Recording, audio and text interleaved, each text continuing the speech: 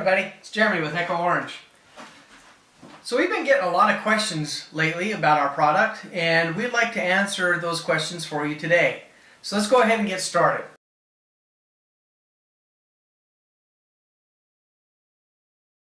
The next question comes from a viewer, and they want to know if Echo Orange can be used as a pre-treatment on clothing. Absolutely.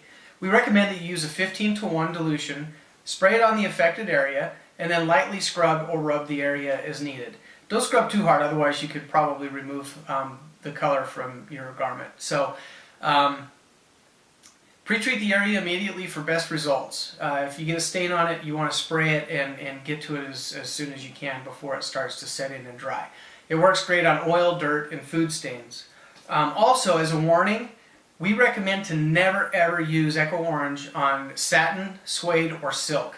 That can cause problems with the material. So I hope that answers your question. Please subscribe below. If you have any questions or comments, leave those below as well, or you can contact us at info@echoorange.com and visit our website at www.echoorange.com. And happy cleaning, guys. Take care.